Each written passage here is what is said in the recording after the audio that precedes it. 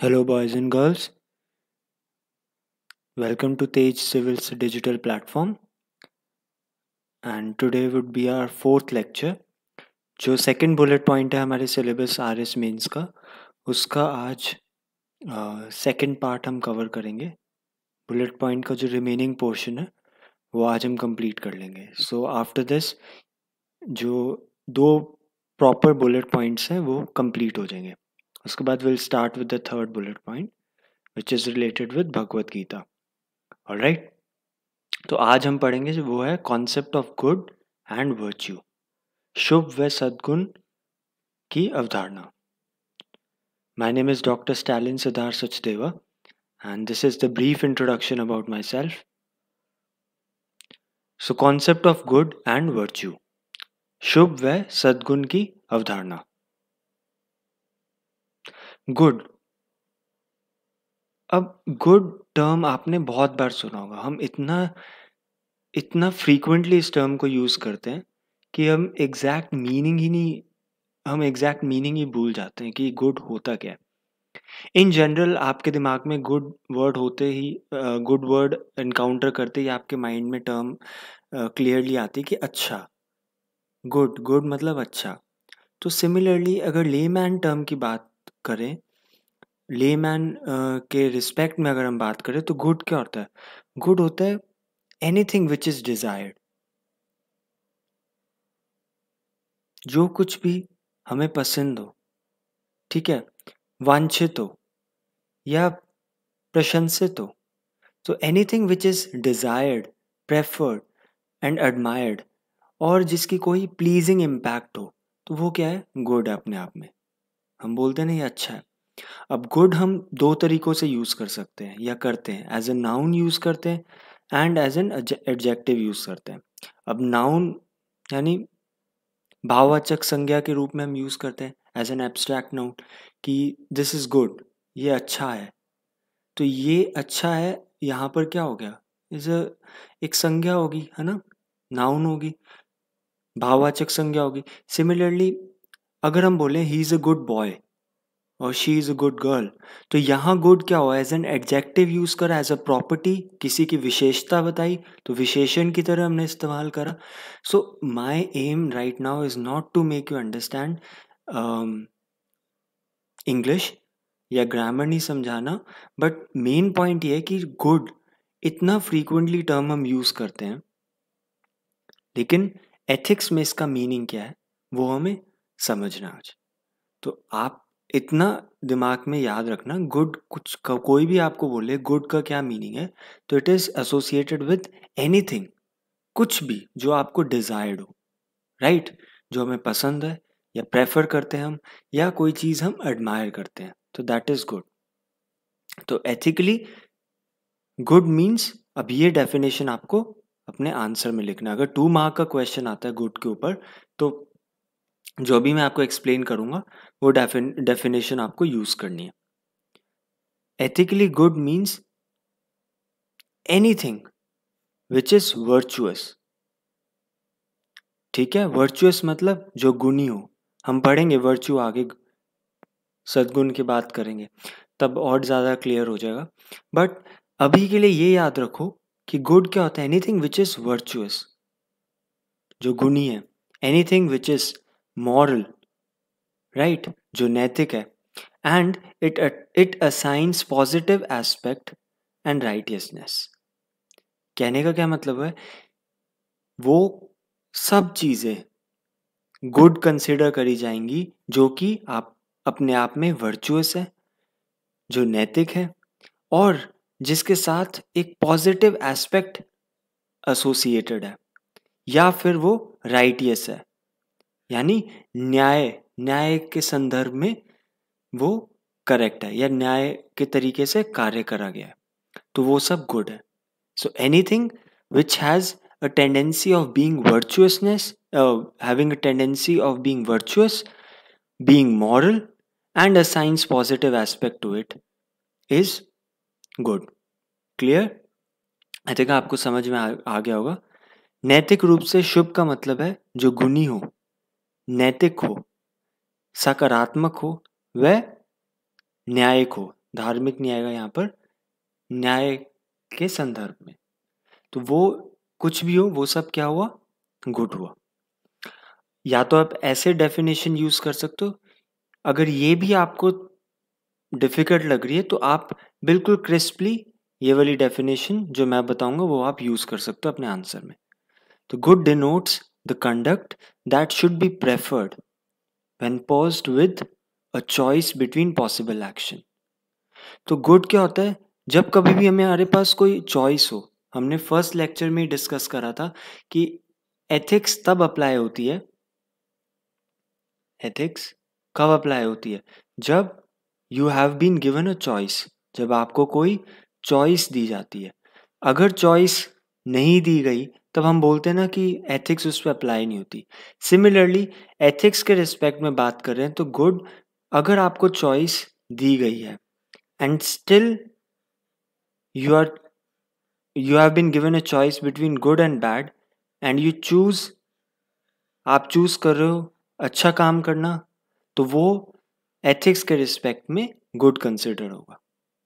Alright, ethics की definition ही हमें क्या सिखाती है कि वो प्रिंसिपल्स जो सोसाइटी प्लेस करती है और गेज कर सके,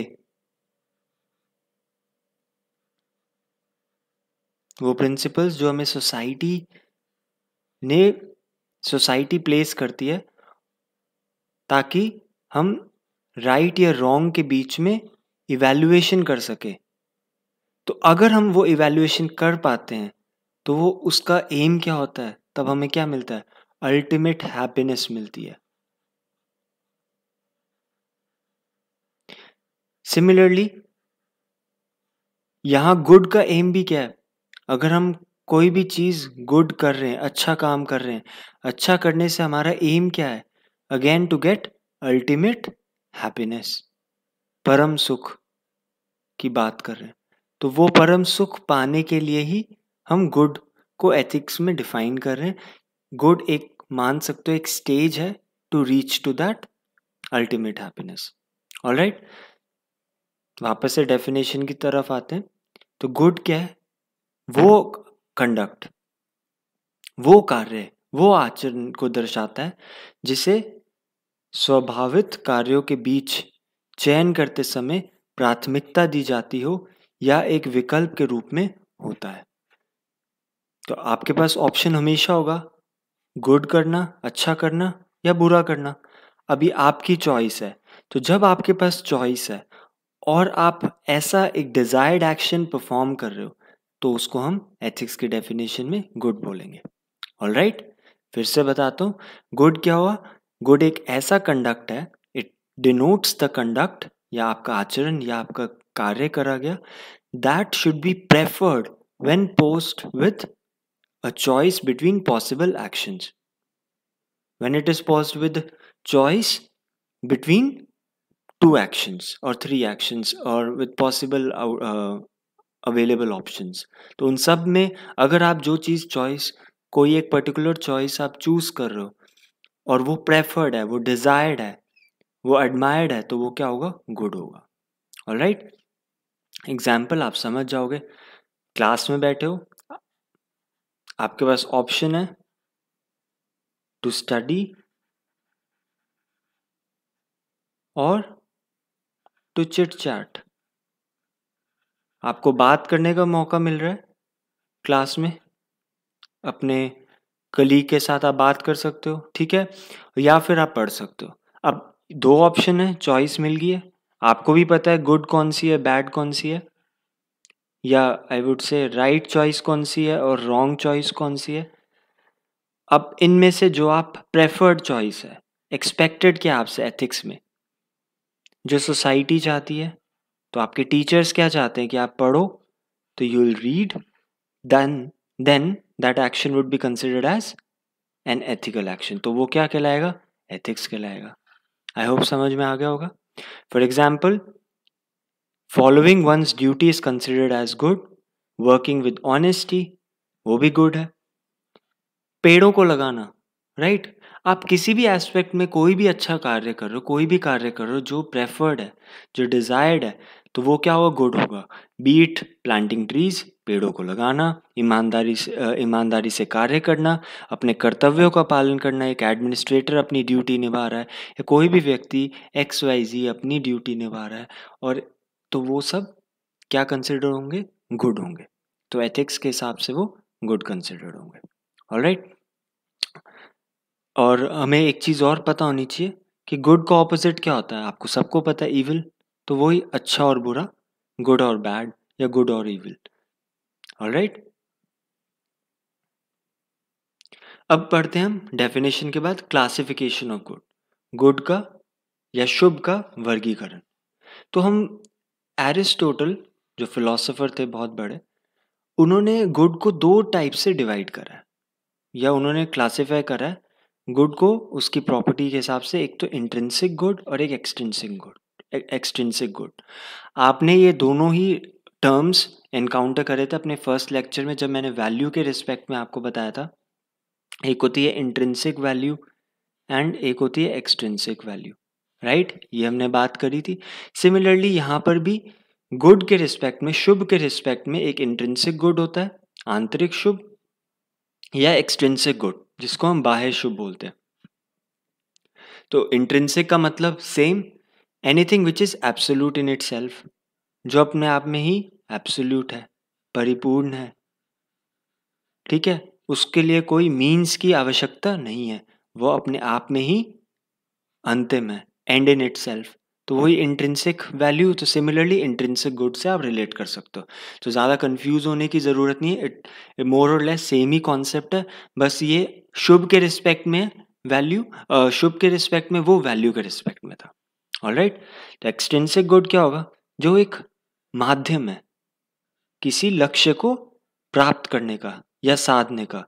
तो it is a means to an end, ठीक है, सेम मीनिंग और दोनों का ही।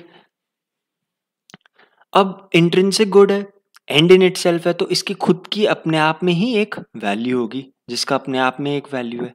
वही सेम, आप इंट्रिंसिक गुड को इंट्रिंसिक वैल्यू समझ सकते हो, बस आप गुड की जगह वैल्यू लिख देना क्वेश्चन जब भी आए। ज़्यादा उलझने की ज़रूरत नहीं है, बट आप मीनिंग समझ गए हो। जो वो या शुभ इंट्रिंसिक या आंतरिक शुभ वो है जिसका, जो अपने आप में परिपूर्ण है, जो एब्सोल्यूट है, जिसको कोई माध्यम की ज़रूरत नहीं है अपने आप को बताने के लिए कि वो सही है या गलत है, या वो शुभ है या अशुभ है। जैसे सबसे कॉमन, सबसे ज़्यादा यूज एग्जाम्पल हम एथिक्स में अभी तक पढ़ते आ रहे हैं, वही ट्रूथ, ऑनेस्टी। ये अपने आप में ही एक अच्छाई है, ये अपने आप में ही एक शुभ है। ऑलराइट। तो इसको किसी माध्यम की आवश्यकता नहीं है अपने आप को बताने के लिए कि ये सही है या गलत है। लेकिन फॉर एग्जाम्पल एक्सट्रिंसिक गुड की बात करें तो धन की बात कर लो, वेल्थ। अब वेल्थ एक एक्सट्रिंसिक गुड है अपने आप में। वेल्थ अच्छा कब नहीं है, वो अच्छा कब होगा, जब उसको सही जगह इस्तेमाल करा जाएगा। जैसे मैंने आपको स्पेक्टिकल्स का एग्जाम्पल दिया था एक्सट्रिंसिक वैल्यू समझाने के लिए। अगर बिहोल्डर की आई ही अच्छी नहीं है तो वो ब्यूटी कैसे देखेगा, वो समाज में गुडनेस, शुभ चीज़ों को कैसे देखेगा और समझेगा और उसको अपनाएगा। सिमिलरली वेल्थ को आप चैरिटी की तरह इस्तेमाल करोगे, आप डोनेशन करोगे, तो उससे जो जनरेटेड वैल्यू आएगी दैट इज चैरिटी, राइट। तो चैरिटी अपने आप में अच्छी नहीं है, वेल्थ के कारण अच्छी हुई, राइट। वेल्थ एक माध्यम है जिसने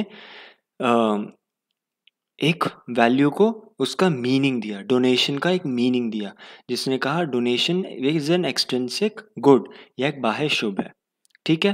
तो एक्सट्रिंसिक गुड की बात कर रही है, वो एक एजेंट की तरह काम कर रहा है, ठीक है, टू अचीव आर हायर और अल्टीमेट गुड, परम सुख को प्राप्त करने में मदद करेगा, परम लक्ष्य को प्राप्त करने में मदद करेगा। एग्जाम्पल्स सेम, ट्रूथ, ठीक है, जैसे सत्य, नॉन वायलेंस, अहिंसा, प्योरिटी, पवित्रता, नॉलेज भी तो अपने आप में परिपूर्ण है, ठीक है, एब्सोल्यूट है। सिमिलरली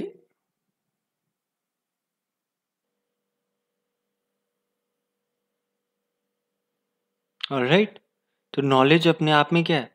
परिपूर्ण है, प्योरिटी, नॉन वायलेंस, ठीक है। तो अकॉर्डिंग टू एरिस्टोटल या अरिस्टो के अनुसार happiness is the ultimate good. तो वो क्या कहते हैं कि खुशी ही परम शुभ है। तो यही मैंने आपको पहले फर्स्ट स्लाइड में कॉन्सेप्ट समझाने की ट्राई की थी कि हम एथिक्स या एथिक्स की इम्पोर्टेंस क्या है, हम एथिकल लाइफस्टाइल क्यों अपनाना चाहते हैं, हम सारे अच्छे प्रिंसिपल्स को क्यों अडॉप्ट करना चाहते हैं, उसका एम है, राइट। क्योंकि इससे हमें क्या होता है, हमें हैप्पीनेस मिलती है, हमें खुशी मिलती है, और वो खुशी को ही हम क्या कहते हैं, अल्टीमेट गुड, परम शुभ, या इससे ऊपर कोई कुछ भी अच्छा नहीं है, इससे गुड कुछ है ही नहीं। ये सुपरलेटिव डिग्री मान लो, इंग्लिश में जैसे हम गुड, बेटर, बेस्ट बोलते तो बेस्ट मान लो, इससे ऊपर कुछ भी नहीं है, इसमें कोई इफ एंड बट नहीं लगेगा, ये अपने आप में कंप्लीट है। तो वो अचीव कैसे होगा, वो एथिक्स को फॉलो करके होगा, जिसके थ्रू हमें क्या मिलेगी, हैप्पीनेस मिलेगी। ऑलराइट, ये किनका कहना था, एक बहुत बड़े फिलोसोफर एरिस्टोटल का क्या कहना था। ओके, अब यहाँ हमने एग्जाम्पल पढ़ ही लिया, वेल्थ, फिजिकल फिटनेस। आप फिजिकल फिटनेस का इस्तेमाल कर रहे हो एक अच्छे स्पोर्ट को खेलते हुए, अपने देश को रिप्रेजेंट कर रहे हो, तो यूजिंग इट वेल।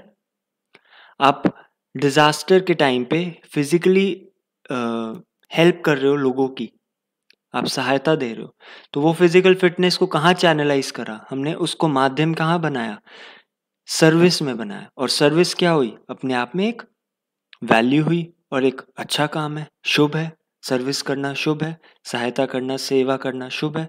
तो वो उसका माध्यम क्या बना, आपकी फिटनेस बनी। ऑलराइट, क्लियर है। तो ये एक्सट्रिंसिक गुड के बारे में पता लग गया है, रिलेटिव है, इंस्ट्रूमेंटल है, निरपेक्ष शुभ की प्राप्ति में सहायक है। तो आई थिंक आपको समझ में आ गया होगा इंट्रिंसिक और एक्सट्रिंसिक गुड के बारे में।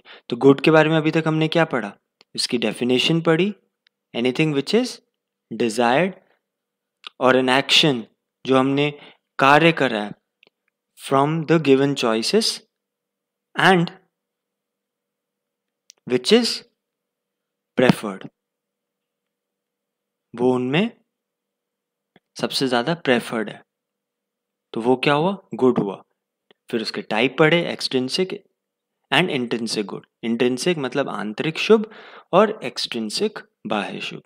विद एग्जाम्पल्स आप लिख दोगे तो आपका ये 5 मार्कर का आंसर भी कंप्लीट हो जाता है। विद अगर क्लासिफिकेशन पूछी जाती है तो आप लिख सकते हो विद डेफिनेशन एंड 2 डिफरेंसेस या 3 डिफरेंसेस प्लस एग्जाम्पल। ऑलराइट, अब हम बात कर ही रहे, तो एरिस्टोटल के बारे में बात कर रहे, तो उन्होंने एक बुक लिखी थी, निकोमेशियन एथिक्स। तो उस बुक में एरिस्टोटल का कहना है कि जो गुड है या शुभ है, वो 3 प्रकार के होते हैं। एक तो गुड ऑफ द सोल, आत्मा का, आत्मा के लिए शुभ कह सकते हो या आत्मा का शुभ कह सकते हो, जिसका क्या मतलब हुआ, आत्मा का शुभ क्या हुआ, आपके वर्च्यूज हुए, ठीक है, जो कि आपके गुण हुए। तो गुण ये आपका क्या बना रहा है, ये आपके सोल का गुड है। तो उसका एग्जाम्पल गुण हो गया, कोई भी गुण आप ले सकते हो, अच्छाई, पीस, शांति, नॉलेज, ज्ञान, टॉलरेंस, सहन शक्ति, प्योरिटी, पवित्रता, ये सब क्या है, वर्च्यूज है। विजडम, हम पढ़ेंगे अभी आगे 4 टाइप के कार्डिनल वर्च्यूज दिए थे, तो उन चारों कार्डिनल वर्च्यूज को हम यूज कर सकते हैं एज ए वर्च्यू, हम यहाँ यूज कर सकते हैं, ठीक है। विजडम, करेज, टेम्परेंस, जस्टिस, तो वो चारों चीजें हम यहाँ इस्तेमाल कर सकते हैं जस्ट एज एन एग्जाम्पल समझने के लिए। अब वही एक्सट्रिंसिक, तो बॉडी के रिस्पेक्ट में क्या हुआ, शारीरिक रूप से शुभ क्या हुआ, अच्छा शरीर, आपका अच्छा शरीर है, कोई डिजीज नहीं है आपको, कोई बीमारी नहीं है, फिजिकली आप बहुत फिट हो, सारे कार्य आप अच्छे तरीके से एफिशिएंटली कर पा रहे हो, तो वो गुड क्या हुआ, वो किसका शुभ हुआ, वो शरीर का शुभ हुआ, ठीक है। और तीसरा होता है एक्सट्रिंसिक गुड, जो बाहरी शुभ होता है। आप संसार में कुछ भी देख रहे हो, जो भी नेचुरली आपको चीजें अच्छी लगती है, तो वो क्या हुआ, संसारिक गुड हो गया, ठीक है, या बाहरी शुभ हो गया। All right. लेकिन सोक्रेट्स कहते थे या सुकरात कहते थे गुड दो टाइप के होते हैं, ठीक है।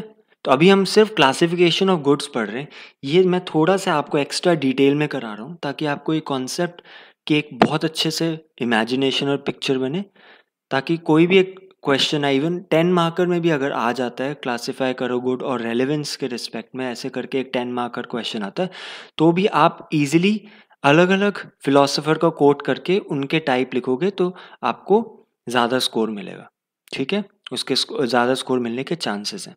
तो इसीलिए सोक्रेट्स ने कहा है। और एक पॉइंट ये भी है मेरा कहना कि जो एथिक्स में हम जो बातें पढ़ रहे हैं कि ये 2 टाइप के 3 टाइप के, तो ये जनरली किसी फिलोसोफर के व्यू पॉइंट्स होते हैं। तो ये 100% हम उसको मान ले कि इतने ही टाइप होते हैं और नहीं होते, तो वो भी सही नहीं है। तो एक ये भी व्यू पॉइंट डायमेंशन मेरा देने का पर्पस था। तो सोक्रेट्स ने क्या कहा, उन्होंने बोला नहीं भाई 3 नहीं होते, 2 टाइप के ही होते हैं। और वो भी उन्होंने किस तरीके से डिफाइन करा, एक तो वर्च्यू, ठीक है, जो कि सद्गुण, और दूसरा हैप्पीनेस, खुशी। तो ये 2 टाइप के गुड होते हैं, 2 टाइप के सुख होते हैं, एक तो होता है सद्गुण और दूसरा खुशी। अब इनका ये कहना है कि ये दोनों ही जो शुभ है वो क्या है, अनकंडीशनल गुड्स हैं, अनकंडीशनल गुड है, ठीक है, दोनों ही बिना शर्त के शुभ हैं। इनके लिए कोई कंडीशन नहीं अप्लाई होती कि अगर आप अच्छा काम करोगे तब आपको शाबाशी मिलेगी, वैसी कोई कंडीशन नहीं है, ये अपने आप में ही अनकंडीशनल गुड है। लेकिन फिर ये डिफरेंस कैसा हुआ इन दोनों के बीच में, अब वो बताते हैं। हैप्पीनेस क्या है, वो सेल्फ जनरेटेड गुड है। सेल्फ जनरेटेड गुड का मतलब कि वो अपने आप में ही, उसको किसी माध्यम की आवश्यकता नहीं है हैप्पीनेस के लिए। हम बोलते हैं ना हैप्पीनेस लाइज विद इन, बाहर की वस्तुओं में हैप्पीनेस हम खोजते हैं, तो हम कहते हैं कि तभी हम दुखी रहते हैं। तो ये एक स्पिरिचुअलिटी में बहुत बड़ा कॉन्सेप्ट है कि हैप्पीनेस हमारे अंदर ही है। तो वो ही कॉन्सेप्ट उन्होंने यहाँ पर सॉर्ट ऑफ एक्सप्लेन करने का ट्राई करा है या समझाने की कोशिश करी है। तो उन्होंने बोला कि हैप्पीनेस सेल्फ जनरेटेड है, उसके लिए कोई कुछ करने की ज़रूरत नहीं है। आप उस स्टेज में हो तो आप अपने आप हमेशा खुश रहोगे। तो it derives it's value strictly from its inherent properties, अपने आंतरिक गुणों से ही प्राप्त होती है क्या, हैप्पीनेस। लेकिन वो कहते हैं वर्च्यू के लिए मीन्स चाहिए, मीन्स एज इन वो कहते हैं कि सद्गुण is an other generated good, इसका मतलब it derives it's value from happiness. ये कहते हैं कि वर्च्यू या सद्गुण अपनी वैल्यू कहाँ से डिराइव करता है, वो खुशी से डिराइव करता है। हम कहते हैं ना कि अभी कॉन्सेप्ट हम क्लियर कर रहे थे कि anything that gives us happiness, जो हमें खुशी देता है वही डिजायर्ड होता है। हम सब किसके लिए काम कर रहे हैं, भाग रहे हैं ताकि हमें हैप्पीनेस मिले। और अल्टीमेट हैप्पीनेस कैसे मिलेगी एथिक्स में, वो कहते हैं वर्चुअस, या आप सद्गुण को अपनाओगे, वैल्यूज या मूल्य को अपनाओगे और उसके आधार पे अपना जीवन को जियोगे तो आपको अल्टीमेट हैप्पीनेस मिलेगी। तो इसलिए अल्टीमेट हैप्पीनेस को पाने के लिए हमने क्या करा, हमने वर्च्यूज का इस्तेमाल करा। तो सिमिलरली वो बोल रहा है वर्च्यू इज अदर जनरेटेड। अगर वर्च्यूज से हमें हैप्पीनेस नहीं मिलेगी तो वर्च्यू कहलाएगा ही नहीं, वो सद्गुण कहलाएगा ही नहीं अगर उससे हमें खुशी नहीं मिलेगी। क्या हमें किसी की हत्या, किसी कोई क्राइम करके समाज में कभी सुख मिलता है, नहीं मिलता। तो इसीलिए अगर सुख मिलता होता तो क्यों हत्या को हम वर्च्यू ना बोलते, बट हम नहीं बोलते क्योंकि उससे हमें हैप्पीनेस नहीं मिलती। तो आप ये एक छोटा सा कॉन्सेप्ट मैं वापस से रिपीट कर देता हूँ, अपने माइंड में याद रखना। वर्च्यू तभी वर्च्यू है जब वो हैप्पीनेस देता है, क्योंकि हमारा एम क्या है, हमारा गोल क्या है, टू गेट अल्टीमेट हैप्पीनेस। परम सुख, परम खुशी को चाहना ही हमारा हैप्पीनेस है। तो उसके लिए हमें वर्च्यू की आवश्यकता होती है, और वर्च्यू वही है जो हमें खुशी देता है, जो हमें हैप्पीनेस देता है। इसलिए वर्च्यू किस पे डिपेंडेंट हो गया? इट इज अदर जनरेटेड, क्योंकि वो डिराइव करता है फ्रॉम वैल्यू फ्रॉम हैप्पीनेस। ठीक है, जैसे एग्जाम्पल की बात करें तो वेल्थ यूज्ड एज चैरिटी। अब वेल्थ को हम चैरिटी की तरह यूज करें, चैरिटी क्या होगी? आपकी वर्च्यू या वैल्यू।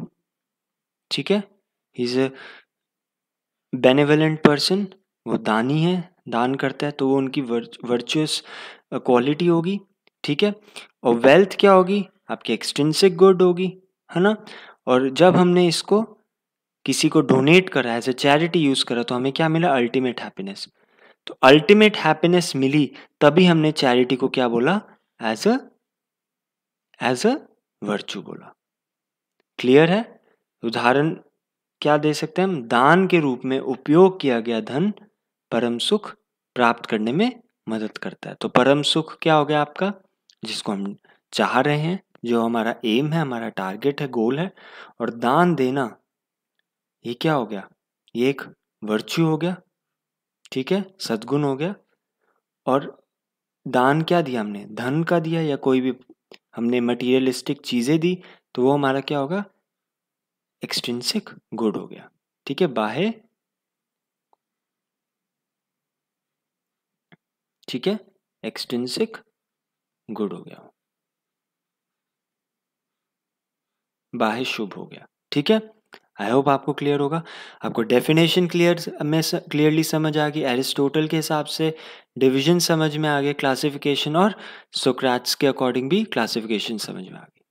अब गुड का फीचर्स क्या है? इसकी विशेषता क्या है? शुभ की विशेषताएं क्या है? तो ये क्या करता है हमें? ये हमें एथिकल जीने में मदद करता है। ठीक है, जब हमें कोई हमें बोलता है ना, you are a good boy, या you did a good job, आपने बहुत अच्छा काम करा, आप बहुत अच्छे लड़के हो, या आप बहुत अच्छी लड़की हो, तो ये हमें क्या देता है? खुशी नहीं देता, हैप्पीनेस नहीं देता। और हैप्पीनेस के लिए हम भाग रहे हैं। तो गुड क्या करता है? Good helps us in achieving, या शुभ हमें क्या चीज को प्राप्त करने में मदद करता है? परम सुख या खुशी को प्राप्त करने में सहायता देता है। उसी के संदर्भ में हम बोल सकते हैं कि वो हेल्प करता है टू इवैल्यूएट आवर एक्शंस। हम बोलते हैं एथिक्स के रिस्पेक्ट में, एथिक्स क्या है? फिर से मैं रिपीट कर रहा हूं, वो प्रिंसिपल्स जो किसने प्लेस करे? सोसाइटी ने, इन टर्म्स ऑफ गुड और बैड, गुड और इविल, या राइट और रॉन्ग। तो हम गेज कर सकते हैं अपने एक्शंस को किससे? इवैल्यूएट कर सकते हैं, स्क्रूटिनी कर सकते हैं, ठीक है, मूल्यांकन कर सकते हैं कि कार्य अच्छा है या नहीं है। तो वो क्या हुआ? Feature of good. तो गुड क्या करता है? हमें मदद करता है किसको? एथिक्स के रिस्पेक्ट में ये जानने में कि हमने जो कार्य करा वो सही करा या गलत करा। तो अगर हम एक अच्छा काम करते हैं तो कब करते हैं? जब हम कोई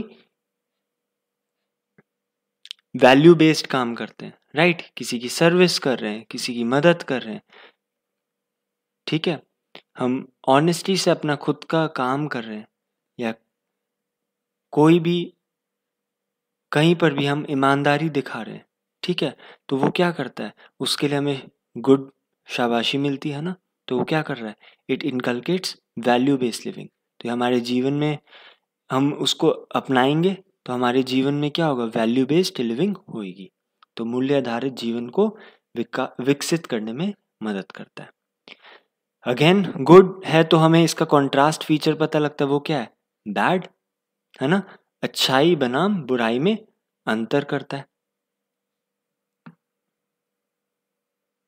ठीक है। तो गुड है तभी तो हमें बैड का पता लगेगा। किसी की मदद करना गुड है, तो किसी के साथ सेल्फिश तरीके से जीना, सिर्फ अपने लिए कार्य करना, तो हम उसको इविल बोल सकते हैं। चीटिंग करना, किसी को मारना, मर्डर करना, किल करना, जेलिसी रखना, वो इविल गुड इविल वैल्यू में आ गई। वैल्यू मैंने बताया था पॉजिटिव नेगेटिव दोनों होती हैं, तो ये इविल होगी, और गुड क्या होगी, पॉजिटिव होगी, है ना। तो ये मदद करता है हमें इनमें अंतर बताने में। और लास्ट जो मैंने सबसे पहले आपको बता दिया, अल्टीमेट हैप्पीनेस अचीव करने में मदद करता है, जो कि अलग अलग धर्म के ग्रंथों में लिखा गया, निर्वाण बुद्धिज्म में, मोक्ष हिंदुइज्म में। तो परम सुख प्राप्त करने में मदद करता है, जैसे निर्वाण, मोक्ष आदि। क्या, गुड। तो गुड के 4 फीचर्स हो गए। क्या क्या हुए, हमें नैतिकता की दृष्टि से कार्यों का मूल्यांकन करना बताता है, ठीक है, वैल्यूज को इनकलकेट करने के बारे में बताता है, गुड वर्सेस इविल के बारे में डिस्टिंग्विश करने में, अंतर बताने में मदद करता है, और चौथा हमें अल्टीमेट हैप्पीनेस दिलाने में मदद करता है। ऑलराइट, गुड का कॉन्सेप्ट क्लियर है। ऑलराइट, सो नेक्स्ट, अब क्या है कि गुड का जो कॉन्सेप्ट है ये ध्यान से समझना, बड़ा इंटरेस्टिंग टॉपिक है, ठीक है। तो इसकी कुछ क्रिटिसिज्म है, और किन्होंने क्रिटिसाइज करा, जीई मूर ने। जीई मूर कौन थे, ये एक इंग्लैंड के या इंग्लिश फिलोसोफर थे ये भी। इनका कहना कुछ इन्होंने कोई 2-3 कॉन्सेप्ट्स के थ्रू समझाने की बात की है। आप ध्यान से समझोगे तो आपको समझ आएगा, ये थोड़ा सा नया कॉन्सेप्ट है आपके लिए, तो इसको ध्यान से समझना। जीई मूर ने क्या कहा कि जो गुड है वो कभी भी डिफाइन ही नहीं हो सकता। हमने फर्स्ट स्लाइड में याद करो डिफाइन करा था गुड क्या होता है, करा था हमने डिफाइन। गुड क्या होता है कि एनीथिंग विच इज डिजायर्ड, है ना, जो प्रेफर्ड हो, जब हमारे पास कोई ऑप्शंस हो या चॉइसेस हो तो वो हमें हैप्पीनेस में दिलाने में मदद करता है। हमने गुड को ये डिफाइन करा, लेकिन वो कहते गुड डिफाइन ही नहीं हो सकता। ऐसा क्यों, क्योंकि कहते गुड इतना सिंपल कॉन्सेप्ट है, अपने आप में ही एक छोटा सा कंप्लीट कॉन्सेप्ट है जिसको आप डिफाइन ही नहीं कर सकते, क्योंकि वो इतना सिंपल है, उसको आप पार्ट्स में ब्रेक ही नहीं कर सकते, तो इसलिए उसको आप डिफाइन नहीं कर सकते। आई थिंक आपको समझ में नहीं आई होगी ये बात अभी तक, क्योंकि सिंपल क्या है, पार्ट्स में क्यों नहीं ब्रेक कर सकते, ये सब हम समझेंगे। अब वो क्या कहते हैं कि मैं एक बार ये लाइन पढ़ के बता देता हूँ, ताकि जो हिंदी में समझते हैं उनको भी ये थोड़ा बहुत जितना अभी तक बताया वो क्लियर हो जाए। अब जीई मूर क्या कहते हैं कि शुभ की आलोचना करते हुए कहते हैं कि शुभ की अवधारणा को परिभाषित नहीं किया जा सकता, उसको डिफाइन नहीं किया जा सकता, क्योंकि इसे विभिन्न भागों में इसे तोड़ा नहीं जा सकता, इसलिए इसे इस अवधारणा के रूप में परिभाषित नहीं किया जा सकता। वो इतना सिंपल है, इतना आसान है कि उसे तोड़ा नहीं जा सकता, आप तोड़ ही नहीं सकते, क्योंकि वो अपने आप में कंप्लीट है। जैसे एग्जाम्पल, आप एलिमेंट की बात करो, एटम्स की बात करो, वो कंप्लीट है, राइट। हालांकि उसे डिफाइन करा है, लेकिन एथिक्स में ये कहते हैं कि जो इतना सिंपल कॉन्सेप्ट है उसको आप डिफाइन ही नहीं कर सकते, वो फिर आप कैसे डिफाइन कर सकते हो, ये इनका कहना था। तो इसलिए वो कहते हैं कि ये एक नेचुरलिस्टिक फैलेसी है। नेचुरलिस्टिक फैलेसी मतलब स्वाभाविक भ्रांति है। क्यों स्वाभाविक भ्रांति है, क्योंकि वो कहते हैं कि अब ये जो मैं बताने जा रहा हूँ ये रियल कॉन्सेप्ट है, यहाँ से आप समझना कि क्यों गुड को हम क्यों इतना सिंपल बोला गया। अब क्या है कि स्टुअर्ट मिल थे, ठीक है, जेम्स स्टुअर्ट मिल थे, यूटिलिटेरियन कॉन्सेप्ट है, हम आगे पढ़ेंगे। बस एक बार के लिए आप इतना जान लो कि उस कॉन्सेप्ट के अकॉर्डिंग क्या है कि उन्होंने बोला कि जो गुड है उसमें एक नेचुरल टेंडेंसी है। नेचुरल टेंडेंसी मतलब नेचुरल एंटिटी है, नेचुरल प्रॉपर्टी है। वो बोलते गुड के अंदर या शुभ के अंदर एक नेचुरल प्रॉपर्टी है, और वो प्रॉपर्टी क्या है कि जो कार्य हमें, ध्यान से समझना, जो कार्य हमें प्लेजर देता है, जो कार्य हमें प्लेजर देता है, वो क्या होगा, जो कार्य हमें प्लेजर देता है वो क्या होगा, गुड होगा, ठीक है। उनका ये कहना था कि एनीथिंग जो हमें प्लेजर देता है वो शुभ है, जो हमें अच्छा लगता है वो, या जो हमें आनंद देता है वो शुभ है उनके अकॉर्डिंग। लेकिन जीई मोरे कहते हैं कि क्या ऐसा हमेशा होता है? जीई मोरे कहते हैं क्या ये हमेशा होता है कि कोई प्लेजर या जो हमें आनंद दे रहा है वो हमेशा अच्छा हो? आपके पास खुद अपने आप एग्जाम्पल्स आ जाएंगे। आप अगर फ्रेंच फ्राइज खाते हो, आपको प्लेजर दे रहा है, आनंद दे रहा है, वो खुशी दे रहा है, वो राइट दे रहा है फ्रेंच फ्राइज खाने के बाद, लेकिन क्या वो अच्छा है आपके शरीर के लिए? क्या वो शुभ है? नहीं है। तो इसलिए हम कैसे डिफाइन कर दे गुड को? गुड एक नॉन नेचुरलिस्टिक चीज है, उसको हम नेचुरली या नेचुरलिस्टिक एंटिटी या थिंग्स के अकॉर्डिंग कैसे डिफाइन कर सकते हैं? वो ये कहते हैं, जैसे कि वो कहते हैं कि स्काई, स्काई मतलब आकाश, आकाश ब्लू कलर का होता है ना, नीले कलर का होता है। तो क्या हम ये कह सकते हैं स्काई इज ब्लू, या स्काई की डेफिनेशन ब्लू हो सकती है?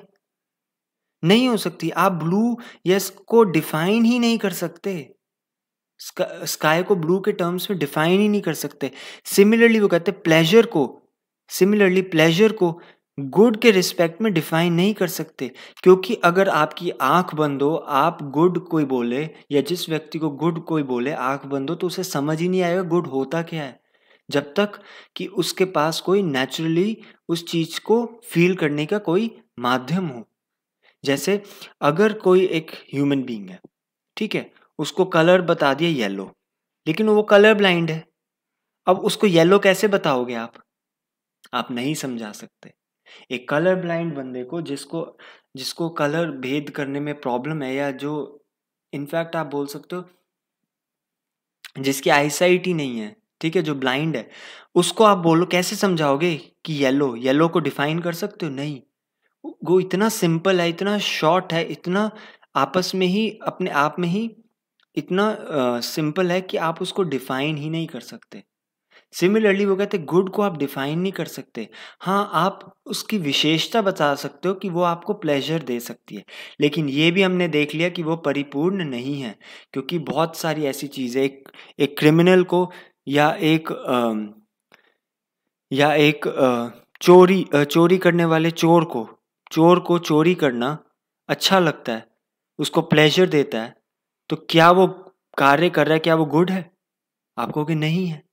तो सिमिलरली जीई मोर का कहना है कि जो कोई भी कॉन्सेप्ट ओपन क्वेश्चन को ओपन क्वेश्चन को जनरेट करता है, या उससे दोबारा क्वेश्चन पूछा जा सकता है उसी डेफिनेशन में, तब उसको कहते हैं ओपन क्वेश्चन। अगर ओपन क्वेश्चन है तो वो डेफिनेशन प्रॉपर नहीं है, वो नेचुरलिस्टिक फॉलिसी है।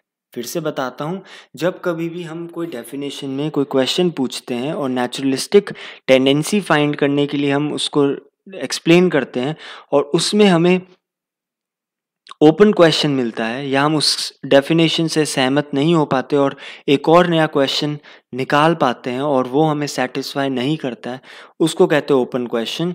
और जब ओपन क्वेश्चन जनरेट होते हैं तो उसको हम क्या कहते हैं कि वो डेफिनेशन परिपूर्ण नहीं है, मतलब हम उसे डिफाइन नहीं कर सकते।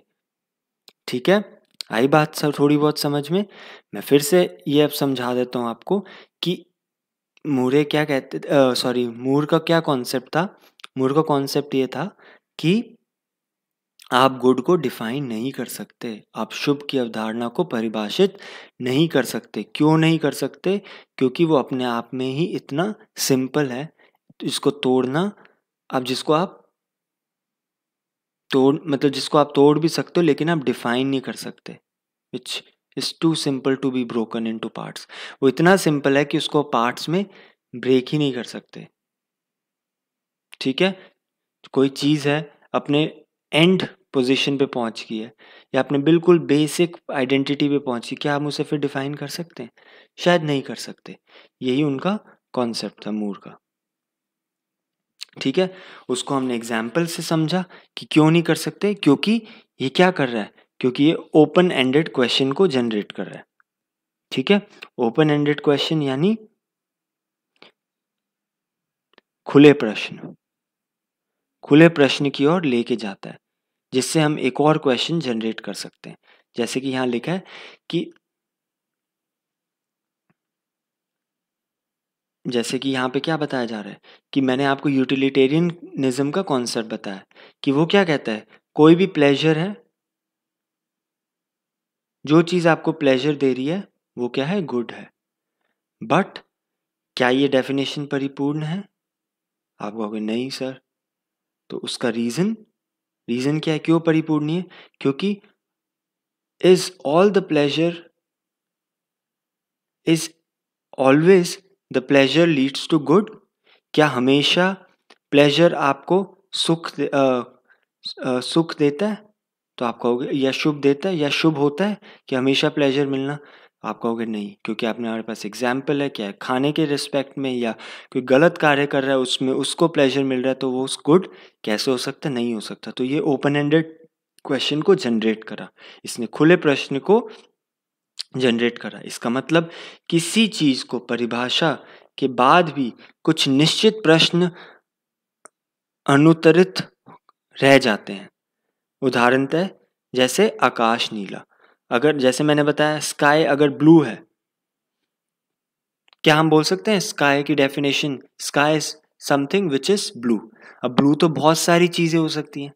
और दूसरा क्वेश्चन ये हो सकता है, क्या स्काई हमेशा ब्लू होता है? नहीं, आप कहोगे सर कभी ये रेड भी हो सकता है, राइट? सनराइज सनसेट के टाइम पे उसका ह्यू चेंज हो सकता है।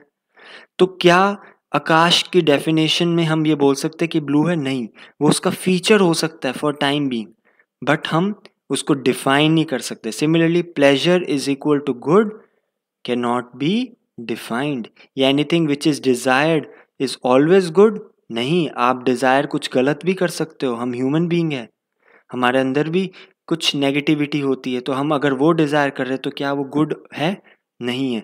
तो क्या प्लेजर हमेशा गुड देता है, को जनरेट करता है, या शुभ को जनरेट करता है? नहीं करता। तो इसलिए जैसे आकाश की डेफिनेशन नीला नहीं हो सकती, वैसे प्लेजर गुड की डेफिनेशन नहीं हो सकती। लेकिन आकाश हमेशा नीला नहीं दिखाई देता, उत्तर होगा नहीं, इसलिए हम आकाश को नीले रंग के रूप में परिभाषित नहीं कर सकते। तो अब हम इसको नहीं डिफाइन कर सकते, ठीक है, गुड को। तो इसलिए मूर कहते हैं कि डेफिनेशंस उन्हीं चीजों की डेफिनेशन पॉसिबल है व्हेन ऑब्जेक्ट नोशन और opinion in question is complex. वो कहते हैं जब सिंपल होगा तो उसको डिफाइन नहीं कर सकते। हाँ, जब कोई कॉन्सेप्ट बहुत ज़्यादा डिटेल्ड होगा, बहुत कॉम्प्लिकेटेड होगा, तो उसको हम सब पार्ट्स में डिफाइन कर सकते हैं इनटू सिंपलर पार्ट्स। कोई बड़ी चीज़ है उसी को हम ब्रेक कर सकते हैं ना छोटी चीज़ों में, छोटे छोटे पार्ट्स में। जब कोई इतनी छोटी है, माइन्यूट माइक्रो है, क्या हम उसको ब्रेक कर सकते हैं? मे बी कर सकते हैं, but in real world, in macroscopic world जो, या रियलिटी में नेचुरली क्या हम देख सकते हैं? नहीं देख सकते, है ना? माइक्रोस्कोपिकली भले ही हो सकता हो, लेकिन मैक्रोस्कोपिकली हम उसको नहीं छोटे पार्ट्स में डिवाइड कर सकते, ठीक है? तो सिमिलरली वो कहते हैं कि जब कोई चीज़ बड़ी होगी, कॉम्प्लेक्स होगी या जटिल होगी, उसी को ही हम डिफाइन कर सकते हैं। लेकिन गुड वो कहते हैं इतना सिंपल है कि उसको हम तोड़ ही नहीं सकते, इसलिए हम गुड को डिफाइन नहीं कर सकते। Example, color white, yellow. It cannot be defined. If someone who is color blind, can you define them what yellow means? तो जो कलर ब्लाइंड व्यक्ति है, क्या उसको आप बता सकते हो, डिफाइन कर सकते हो वाइट क्या है? नहीं बता सकते। क्या क्या कैसे डिफाइन करोगे? जब तक उसने देखा ही नहीं वाइट कलर, तब तक उसको आप कैसे डिफाइन करोगे? आप नहीं डिफाइन कर सकते। इसलिए हम साधारण वस्तुओं को परिभाषित नहीं कर सकते। जैसे सफ़ेद, पीला आदि रंग परिभाषित नहीं किए जा सकते। यदि कोई व्यक्ति वर्णांध है, तो क्या आप उसे परिभाषित कर सकते हैं? ठीक है, यानी कि कलर ब्लाइंड है, तो क्या आप उसे परिभाषित कर सकते हैं? नहीं कर सकते। कि उसको समझा सकते हैं नीला रंग क्या है, पीला रंग क्या है?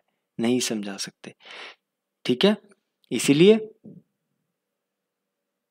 इसलिए हम ये कह सकते हैं कि गुड क्या है, is a simple term. Good क्या है, is a simple term which cannot be defined just like a color. Hence, term good definition bring forth an open-ended question.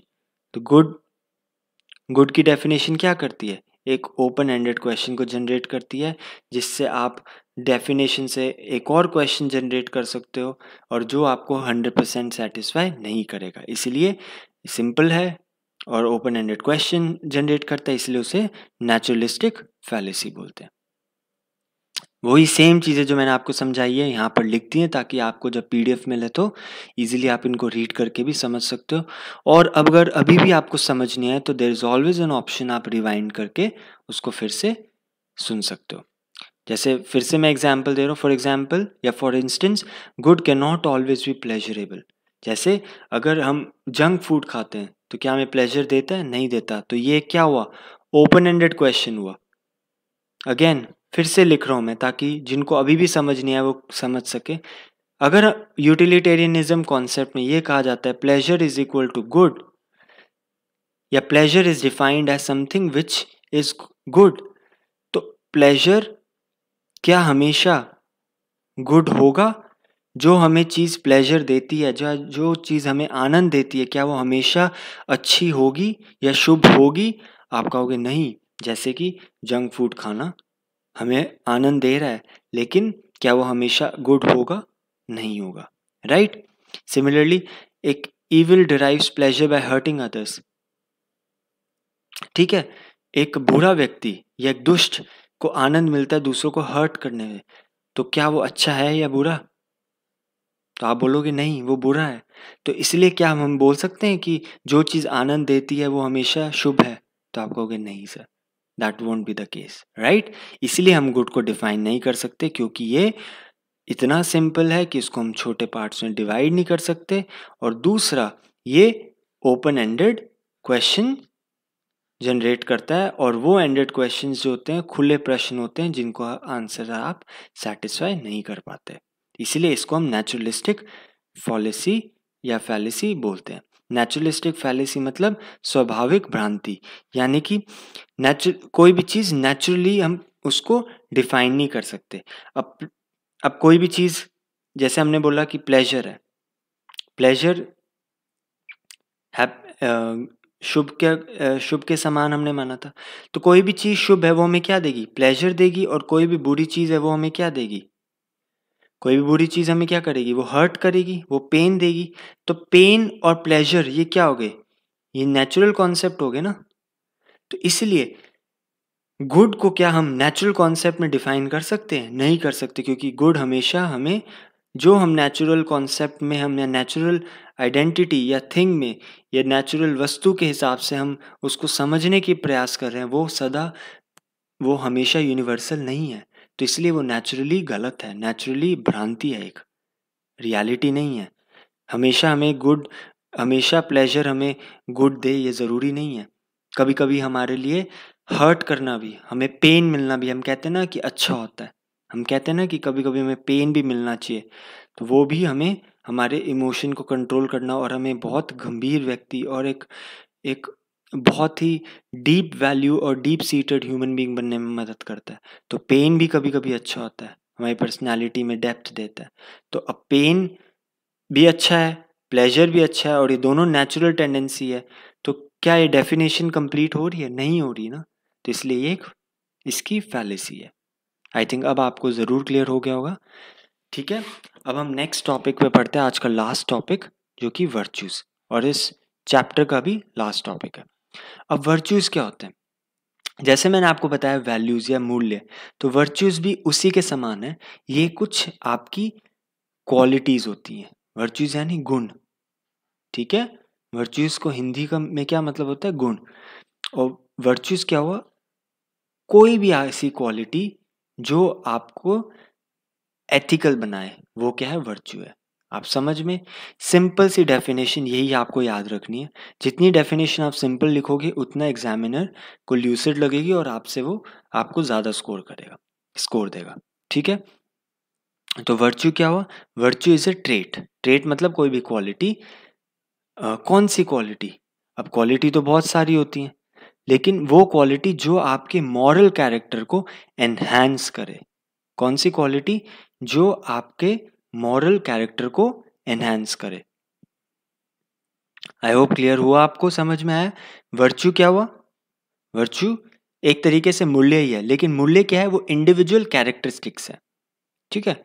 वो मूल्य क्या है? इंडिविजुअल स्टैंडर्ड्स हैं, प्रिंसिपल्स हैं, ठीक है? तो आप कंफ्यूज मत हो ना। वैल्यू क्या है? वैल्यू इंडिविजुअल स्टैंडर्ड्स हैं, लेकिन वर्च्यू क्या है? ये क्वालिटी है, ठीक है? ऐसी क्वालिटी जिसको करके आप एक हाईएस्ट मॉरल स्टैंडर्ड को शो कर सकते हो या डेमोन्स्ट्रेट कर सकते हो, और वही आपका रियल में कैरेक्टर को दर्शाएगा, ठीक है? सद्गुण एक ऐसा गुण है या उत्कृष्टता का गुण है जो उत्तम नैतिक मानक को दर्शाता है और चरित्र को प्रदर्शित करता है, या किसी चरित्र का कोई अच्छा गुण होता है, ठीक है? समझ में आई वर्च्यू की डेफिनेशन? ऐसी क्वालिटी है, ट्रेट है, जो आपके सबसे हाईएस्ट मॉरल स्टैंडर्ड्स या नैतिक मूल्यों को या नैतिक सिद्धांतों को दर्शाता है। एक और तरीके से आप एक्सप्लेन कर सकते हो डिफरेंस किसके बीच में? वर्च्यू और एथिक्स के बीच में। अब देखो, वर्च्यू जो है वो प्रैक्टिकल एस्पेक्ट है। जब आप कोई वैल्यू को अपने जीवन में आप अपने जीवन में उतारते हो या एक्ट करते हो या उसके अकॉर्डिंग आप काम करते हो, तो वो जो चीज़ उभर के आती है, जो दिख रही है, वो वर्च्यू है। तो इट इज़ टैंजिबल। ये आप वर्च्यू को आप टैंजिबली डेमोन्स्ट्रेट कर सकते हो थ्रू वैल्यू, ठीक है? आई होप क्लियर हो गया आपको। जैसे एग्जाम्पल की बात करें तो showcasing the value of honesty. अब ऑनेस्टी क्या हुई? वैल्यू हुई। आप शोकेस कैसे करोगे? आप दिखाओगे कैसे? जब आपको करप्शन करने का मौका मिले और आप ना करो, जब आप ट्रांसपेरेंटली अपना कार्य करो, जब आप प्रॉबिटी के साथ कार्य करो, जब आप एथिकली कार्य करो, जब आप ऑब्जेक्टिवली कार्य करो, निष्पक्ष होकर कार्य करो, इम्पार्शियल होकर कार्य करो, तो वो आपने ऑनेस्टी को कैसे दर्शाया? जब उस तरीके से आपने करप्शन नहीं की, रेड टेपिज्म में नहीं, भाई भतीजावाद या जो लाल फीताशाही, इन सब चीज़ों को आपने नहीं, नेक्सस को नहीं प्रमोट करा, तो वो क्या हुआ? आपकी ऑनेस्टी की वैल्यू को आपने अपने जो वर्च्यू है ट्रूथ का, ऑनेस्टी का, वो आपने शोकेस करा, ठीक है? शोकेस क्या करा? Virtue of being honest. तो सेम बात अब मैं पढ़ के बता देता हूँ। Showcasing the value of honesty by not doing corruption reflects individual having the quality of virtue of being honest. भ्रष्टाचार न करके ईमानदारी के मूल्यों का प्रदर्शित करना व्यक्ति में ईमानदार होने के गुण या सद्गुण को दर्शाता है। तो आपने दर्शाया, तो दैट इज योर वर्च्यू। यही हमने बोला, वो आपके कैरेक्टर को रिफ्लेक्ट करता है, दिखाता है। तो by choosing actions that succeed in showing high moral standards and doing what is right and avoiding what is wrong is a virtue. यह वो वर्च्यू क्या है? वो क्वालिटी हुई जो आप चूज करते हो, उन चीज़ों को, उस वैल्यू को चूज करके आप प्रदर्शित करते हो जो कि एक सही है, और गलत का साथ नहीं देते हो, उसको अवॉइड करते हो। एथिक्स के रिस्पेक्ट में वही क्या हुआ? वर्च्यू हुआ, ठीक है? समझ में आ गए? ऐसे कार्य चुने आप, ऐसे कार्य जो आपने चुने जो उच्च नैतिक मानकों को प्रदर्शित करने में सफल हो, जो सही है उसे करना, और जो गलत उसे ना करना या उससे बचना ही आपके वर्च्यू या वर्च्यूज को डिफाइन करता है, ठीक है? अब वर्च्यूज क्या होता है? किसी के अंदर बचपन से नहीं आते, ये कोई डीएनए जीन्स में नहीं होते, ये आप सीखते हो। इट्स अ लर्नड प्रॉपर्टी, ठीक है? ठीक है, आप लर्न करते हो, सीखते हो। कैसे सीखोगे? आप सोसाइटी से सीखोगे, आप पेरेंट्स से सीखोगे। जब आपने कोई अच्छा काम करा, जब आपने किसी की मदद की, आपको उसके लिए मदद करने के बाद आपको उसके लिए बहुत ज़्यादा शाबाशी मिली, तो वो रेनफोर्स होगा, तो आप दोबारा से वो काम करोगे। फिर धीरे धीरे वो आपकी क्वालिटी हैबिट बन जाएगी, और जब वो आपकी क्वालिटी हैबिट बन जाएगी, तो वो क्या हो जाएगा? आपका एक वर्च्यू जुड़ जाएगा आपकी क्वालिटी के अंदर, एक सद्गुण आपके अंदर इनकलकेट हो जाएगा, जनरेट हो जाएगा, या डेवलप हो जाएगा। ठीक है, तो वो क्या हो जाएगा, डेवलप हो जाएगा। क्या डेवलप होगा, वर्च्यू डेवलप होगा। कैसे, जब आपने बार बार वो कार्य करा तो आप उसमें आपको बार बार आपने कार्य करा, आपको उसके लिए शाबाशी मिली, तो फिर आपको लगेगा मुझे दोबारा करना चाहिए, और जब आप दोबारा करोगे तो धीरे धीरे वो आपकी हैबिट में बन के आपका कैरेक्टर बन जाएगा। कहते हैं ना, गांधी जी का एक थॉट, एक बहुत बड़ा कोटेशन है कि लुक एट योर थॉट्स, क्योंकि आपके थॉट्स क्या बनते हैं, आपके वर्ड्स बनते हैं, वर्ड्स क्या बनते हैं, आपके एक्शंस बनते हैं, और एक्शंस क्या बनते हैं, आपके हैबिट बनता है, और जब हैबिट बनता है, आप बारी बारी वो चीज़ करते हो, तो वो आपका क्या बनाता है, कैरेक्टर बनाता है। तो जो कैरेक्टर बनाएगा वो आपकी क्या बनाएगा, पर्सनालिटी बनाएगा। और आपकी पर्सनालिटी वर्चुअस कब होगी, जब आपने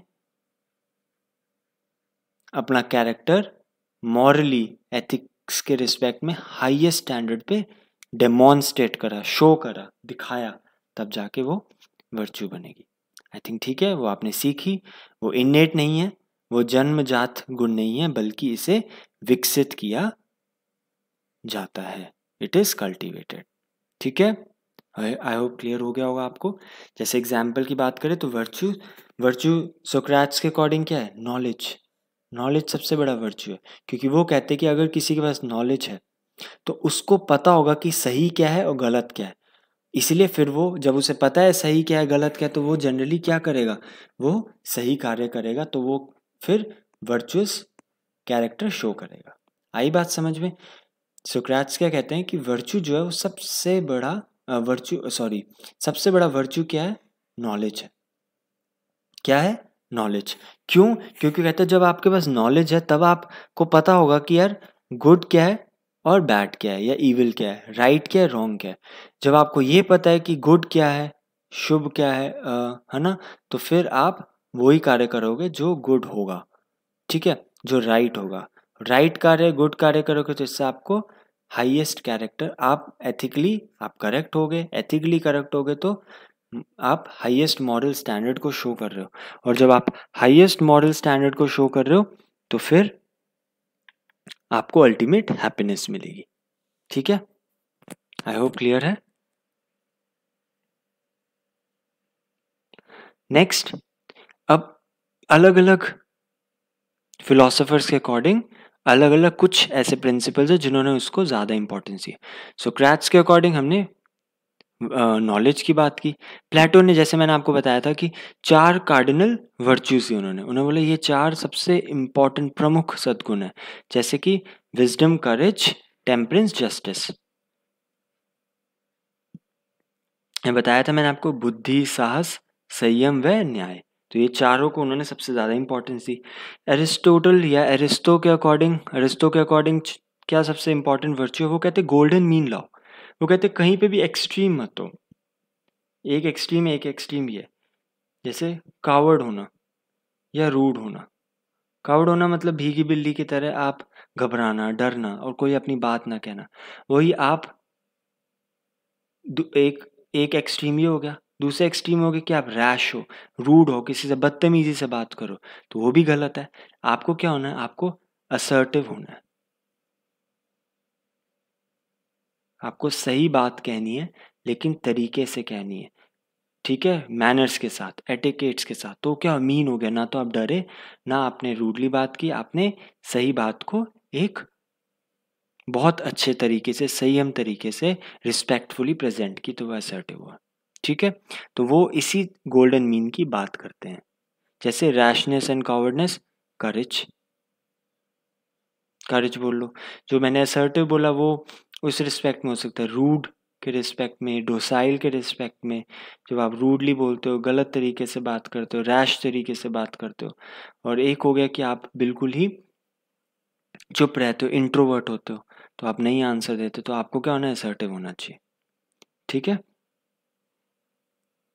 तो हमने वर्च्यू की डेफिनेशन पढ़ ली। ठीक है, दो वर्च्यू की डेफिनेशन हमने क्लियर होगी, और हमें ये भी पता लग गया कि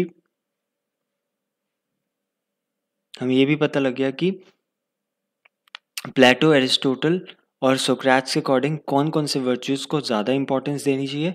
और सिमिलरली अगर इंडियन फ़िलोसोफ़र की बात करें तो हमारे सबसे इम्पॉर्टेंट जो फ़िलोसोफ़र या जो हम एथिक्स के फादर मानते हैं वो गांधी जी। उन्होंने क्या बोला, उन्होंने सबसे ज़्यादा प्राइम इम्पॉर्टेंस कौन से वर्च्यू को शो की, सत्य और अहिंसा। और उन्होंने कैसे शो करी, उन्होंने नॉन वायलेंट स्ट्रगल्स करी, ठीक है, नॉन वायलेंट मूवमेंट करी, ठीक है, आंदोलन करे जो कि नॉन वायलेंट थे और सत्य का हमेशा साथ दिया। तो उन्होंने इन वर्च्यूज़ को सबसे ज़्यादा इंपॉर्टेंस दी।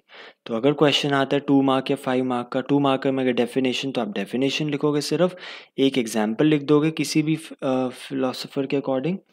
और अगर 5 मार्कर का आता है तो आप 2 फिलोसोफर को कोट करके उनकी वैल्यूज़ लिख देना और इसकी इंपॉर्टेंस भी लिख देना। That is to make our self ethical, हमें नीति शास्त्र के अकॉर्डिंग या नैतिक होने में मदद करता है। और ठीक है, ये सब आप लिख सकते हो।